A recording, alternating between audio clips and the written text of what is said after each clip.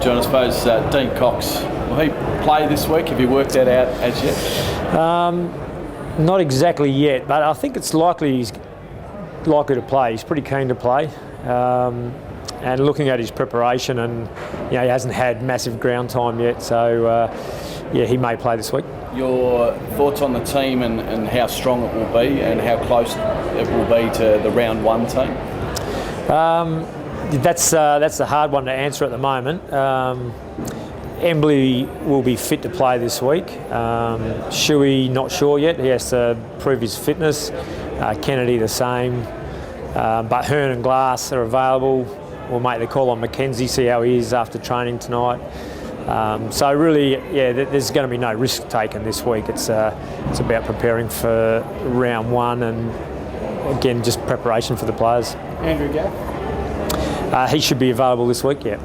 With someone like Embley coming off shoulder, are you playing in the NAB Cup Grand Final, or would you have him run around somewhere else and get match practice there? No, he's likely to play with us. The AFL have just given us the indication that all the games this week you can use your 3 emergencies after half time. So that opens up that possibility, which may not have been there if we were playing the rules we thought we were going by, which was normal season rules. So waiting to hear about the sub and whether he can come on and reset at half time again. But with the opportunity of using an emergency player or 3, means Embley's more likely to play for us. A player like Kennedy, John, do you think he needs to hit out this week before round one, or do you think he could walk straight into round one and play? Yeah, I'd be confident he can walk straight into round one.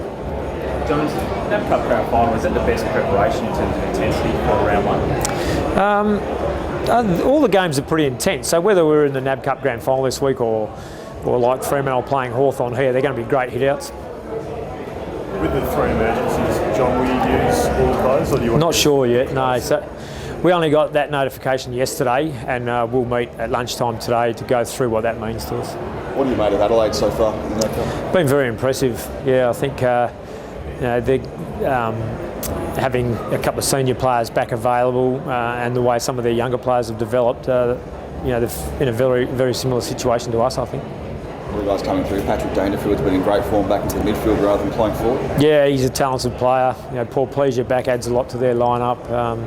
So they're looking like a very solid team. What sort of approach do you take into the game, John? Our approach going into the game is normal. We go in to play our best footy and learn from it and see which areas we can still get better at. But in terms of selecting the team, that's where all your planning's done in selection today, about how many quarters guys need to play, what sort of ground time Embley needs, how we use Gaff or Shuey, what do we do with Cox. All those decisions are made, and then going into the game we'll stick with those plans.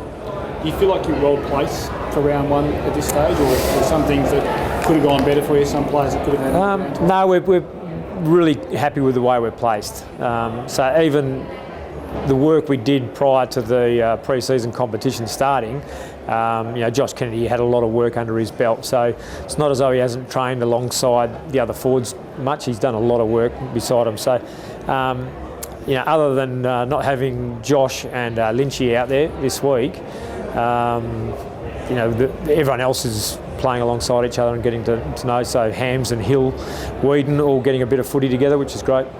Will you take any young players over to Adelaide with you, do you think, at this stage? I would expect there'll be, there's 3 or 4 definitely in the mix. So I'd expect a couple would go over for sure. Which ones do you consider the most likely to go? That's a good question. Whedon we've been really impressed with. Jacob Brennan has been going really well, and he'd be one pretty tough to leave out of the side at the moment. Fraser McInnes, we've been really pleased with how he's been coming along, and then maybe someone like Scott Lysett. John, is there a positive in some ways to having a road trip like this to get yourself into the routine of travel for the regular season? No, there's positives in everything we do, yeah. So whether we were playing at home or playing away, it's another great hit out for us. So travelling to Adelaide in terms of our preparation, really we're all seasoned enough. We don't have, for a couple of players it might be their first trip, but for the rest of the guys it's just about going over to play and improve. Would a Premiership Cup, even though it's a pre-season, be a nice reward for what this playing group's been through for the last sort of 18 months or so, being down on the bottom of the ladder and then rising up, the ladder? Is it a reward for them? Hasn't been part of their motivation to strive to get better. We haven't said, let's aim to win a Premiership and along the way win a pre-season Premiership. But it's a game with a trophy on the end of it, and the boys will go out to do their best. So their aim still is, and the reward will come from playing their best footy this week in preparing for our assault on the season this year. Do you get a sense the players are any more excited about this weekend than the other pre-season game?